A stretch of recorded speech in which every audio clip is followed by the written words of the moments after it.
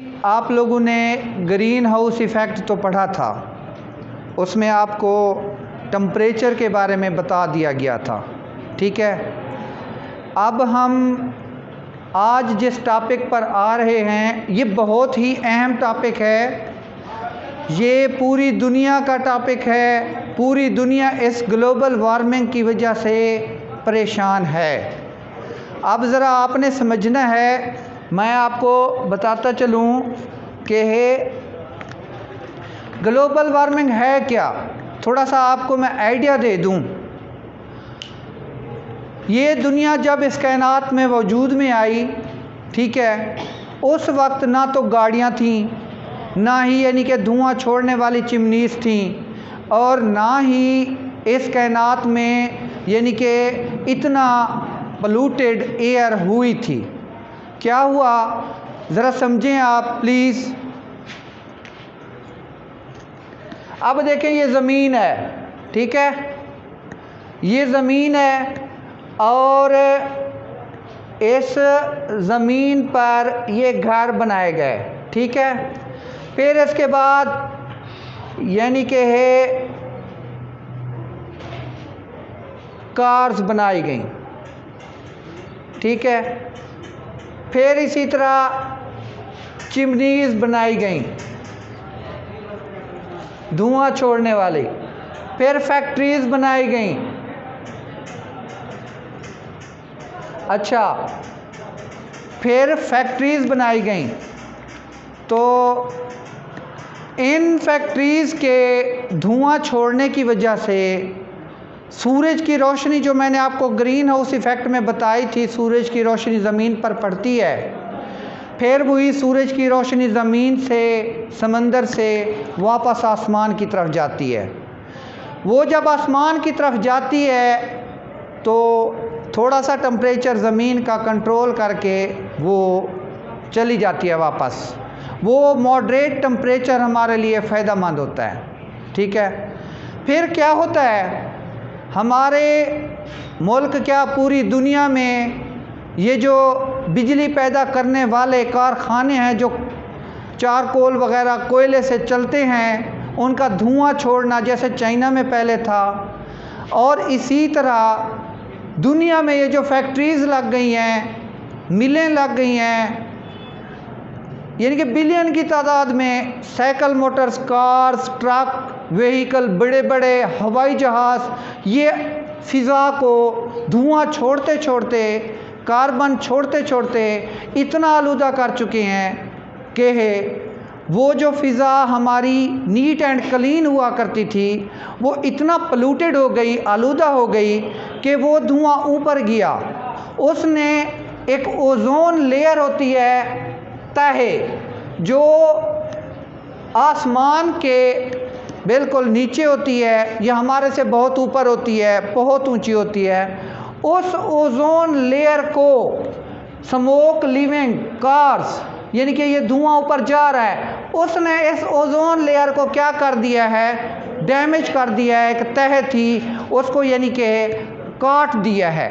ये जो ultra violet raise होती हैं ज़मीन पर पड़ती हैं, फिर वही ऊपर जाती हैं। अब सूरज से आने वाली अल्ट्रा वायोलेट रेज जब होती थी वो नीचे आती थी,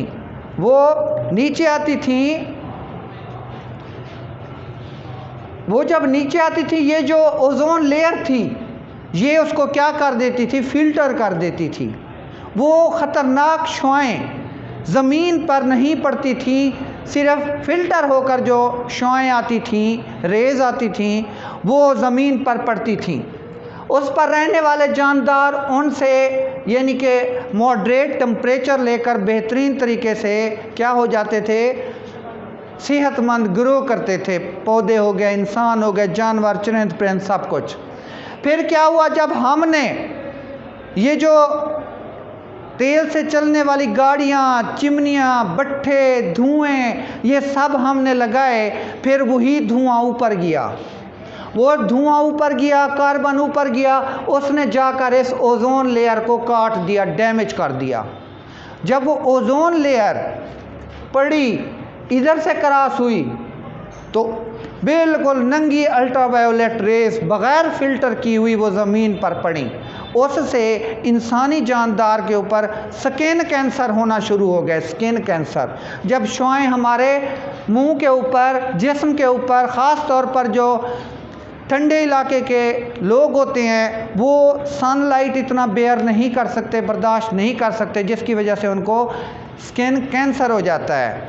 तो अब आप देखें ये क्या है, ये सारा ग्लोबल वार्मिंग किसने पैदा की है? हम और आप तमाम इंसानों ने पैदा की है।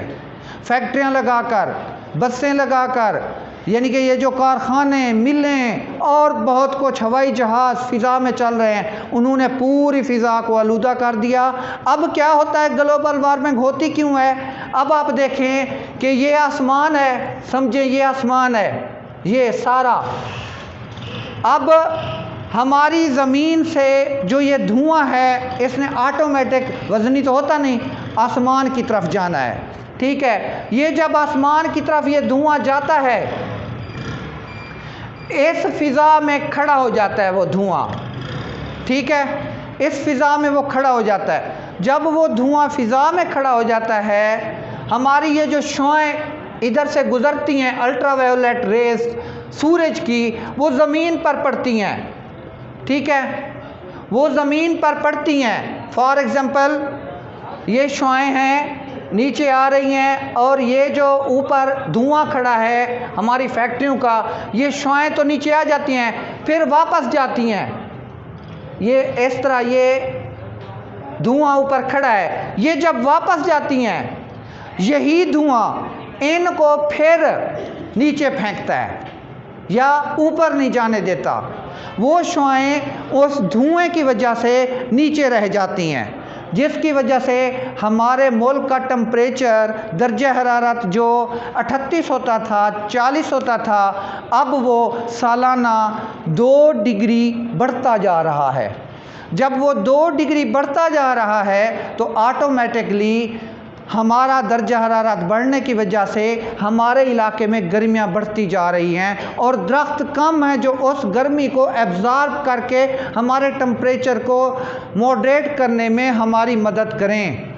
ना तो हम उस मिकदार से दरख्त उगा रहे हैं और ना ही हम अपना धुआं छोड़ने वाली जो यानी कि गाड़ियां हैं उनको कम कर रहे हैं, जिसकी वजह से धुआं फ़िज़ा में जम जाता है। शुआएं वापस ज़मीन पर आती हैं, उसको क्रॉस करके फिर जब वापस जाने की कोशिश करती हैं तो वो जमी हुई धुएं की तह है उसमें नीचे फंस जाती हैं, और उनके नीचे फंस जाने की वजह से टेम्परेचर हमारी ज़मीन का बढ़ जाता है। और अब ये जो टेम्परेचर है, अंटार्कटिका है और बहुत सारे ग्लेशियर्स हैं, यानी कि बरआज़म है, जहाँ पर 100 साल से, सदियों से ग्लेशियर नहीं पिघले थे, बर्फ़ानी तोदे, अब वही बर्फ़ानी तोदे क्या है, पिघलना स्टार्ट हो गए हैं।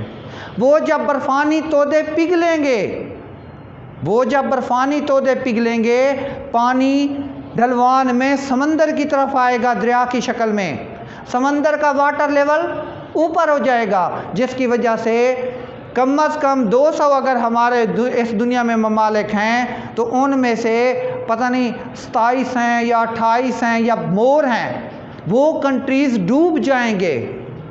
उनमें से हमारा पाकिस्तान भी आता है। तो क्या है, हमारा पाकिस्तान, अब देखें ये ग्लोबल वार्मिंग की वजह है। कभी आप बताएं कि अप्रैल में भी दिसंबर के दिन हुए थे, मई में भी दिसंबर के दिन हुए थे।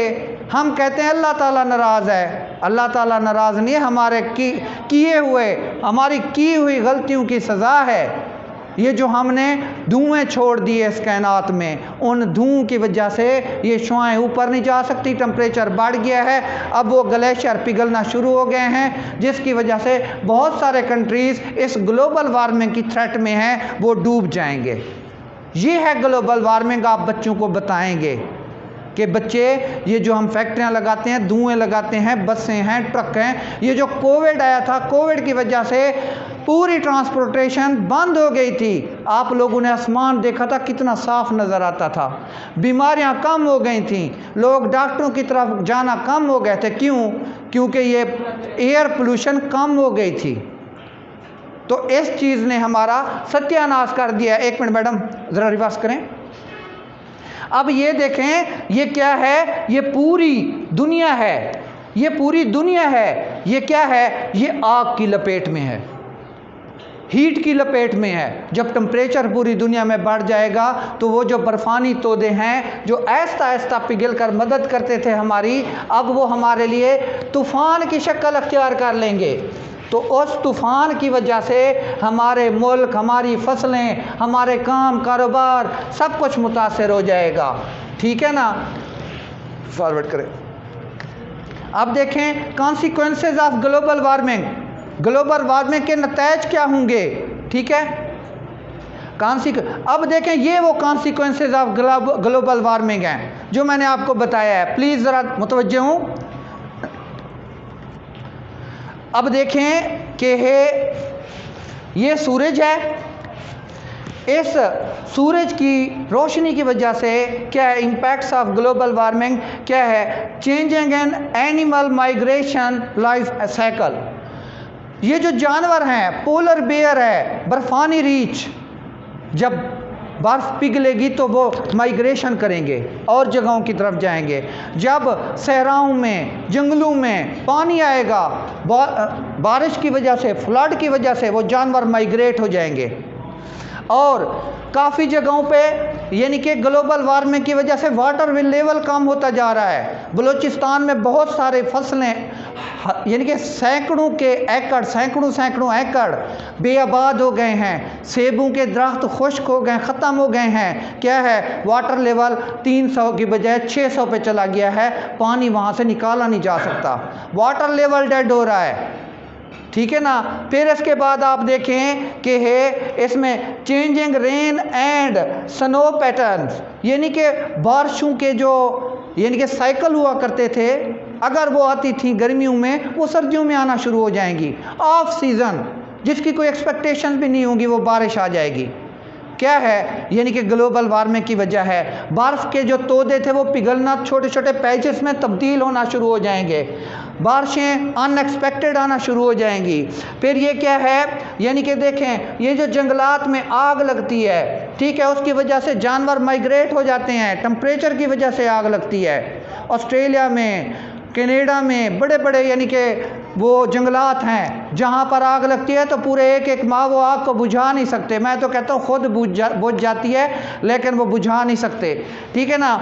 इसी तरह ये देखें, ये क्या है? यानी कि लेस स्नो एंड आइस, बर्फ़ कम हो जाती है, बर्फ़ कम हो जाती है। ये अब बर्फ़ पिघलने लगी है। ये देखें ये पैचेस बर्फ़ के पिघले हैं, ये बारिश का पानी बनते हैं। प्लीज़ देखें, ये बारिश का पानी बनते हैं, फिर ये दरिया, नदी, नाले, बड़े दरिया फ्लड बन जाते हैं, फिर ये समंदर में आ जाते हैं। ठीक है? तो ये समंदर का वाटर लेवल बढ़ जाता है और बहुत कुछ हो जाता है। ये चीज़ें देखें आप, यानी कि हायर टेम्परेचर की वजह से मोर हीट आ जाती है। जब हायर टेम्परेचर होगा, मोर हीट होगी, बारिश आएगी, बारिश की वजह से फ्लड आएंगे और बहुत कुछ नुकसान होगा।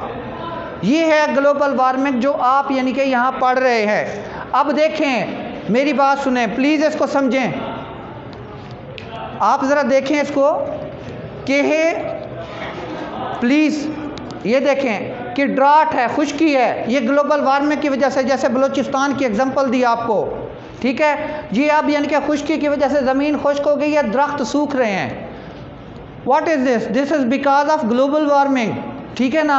इसके बाद आप देखें फ्लड्स आएंगे बारिशों की वजह से, ये भी ग्लोबल वार्मिंग की एक वजह है। फ्लड्स आएंगे, जैसे अभी फ्लड्स आए थे बलूचिस्तान से या फिर इधर से, यानी कि पानी भारती से, फाजला से आता आता आपकी ये जो संगड़ है, कौन है, ये टूटने वाली थी। आपके इर्द गिर्द बहुत सारे बस्तियां सैकड़ों की तादाद में डूब गईं। ये पिछले साल जो फ्लड आया, ये इसी चीज़ की निशानी है। फिर इसके बाद देखें, ये पोलर बेयर है, बर्फानी रीछ। ठीक है? ये अब देखें, ये क्या है? ये एक छोटे से पैचेस के ऊपर बैठा हुआ है जो पहाड़ों में गुजारा करता था। अब वो क्या है, वहाँ पर बर्फ़ ख़त्म हो गई है, अब ये बर्फ़ ढूंढ रहा है, इसको इधर जगह नहीं मिल रही, कहाँ जाए वो। ठीक है ना? मेल्टिंग ऑफ पोलर आइस, कुतुबैन की जो बर्फ़ है ना, वो उसके जो कैप्स हैं वो यानी कि पिघल रहे हैं, और उसके पिघलने की वजह से ये अब जगह ढूंढ रहा है, इसको जगह नहीं मिल रही। अब आप देखें इसी तरह यानी कि सिगरेट पीते हैं, धुआं छोड़ते हैं, सिगरेट तो इतना फिर भी धुआं धुआं है, यानी कि बसें हैं, ट्रक हैं, ये जो ईंटें बनाने वाली चिमनीज़ आ गई हैं, इन्होंने तबाही मचा दी है। टायर जलाए जा रहे हैं वहाँ पर, यानी कि ये आपके जो डेड शूज़ होते हैं वो जलाए जाते हैं, गंदे गंदे कपड़े जलाए जाते हैं। जितनी हुकूमत इंतज़ाम कर रही है, लेकिन वो अपने बट्टों को चलाए हुए हैं। ये जो यानी कि परिंदे होते हैं ना, इनके जो वो फुजले होते हैं वो डाल दिए जाते हैं उसमें, उससे आपकी ईंटें बनाई जा रही हैं। तो उसका जो धुआं निकलता है, वो धुआं हमारे पूरे मुल्क को पॉल्यूटेड कर रहा है, आलूदा कर रहा है। हम अपने घरों में दरख्त लगाएं, हम यानी कि दरख्तों को ना काटें। ये जो फर्नीचर के लिए काटे जाते हैं दरख्त, ये फिर यानी कि माचिस की तीलियों के लिए और कामों के लिए नाजायज़ काटे जाते हैं। तो हम अपने दुश्मन खुद हैं। हम नेचर के अगेंस्ट जाकर नेचर का मुकाबला नहीं कर सकते। जब भी आप फितरत या कुदरत के साथ मुकाबला करेंगे, कुदरत अपना इंतकाम लेती है, वही इंतकाम हमारी ग्लोबल वार्मिंग की शक्ल में हम इंसानों से लिया जाएगा।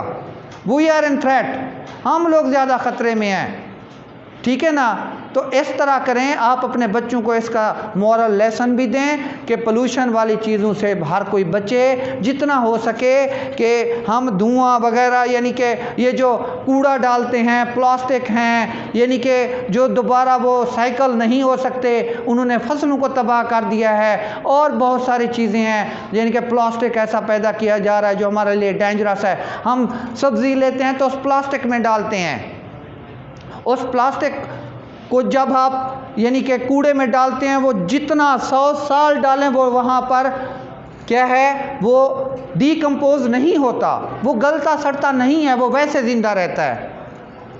There are many reasons for global warming, लेकिन हमें इनिशिएटिव लेना पड़ेगा। पूरी दुनिया कोशिश कर रही है, ये धुआं छोड़ने वाली बसें छोड़ दें, बिजली पे चलने वाली बसें ले आएँ। हमारे यानी कि और बहुत सारे ये जो भट्ठे हैं और चीज़ें हैं, हमें इनको कंट्रोल करना चाहिए। तो ये ग्लोबल वार्मिंग का टॉपिक था, जो आप बच्चों को टेक्निकली बताएंगे, क्रिएटिव अंदाज में बताएंगे तो वो समझ जाएंगे।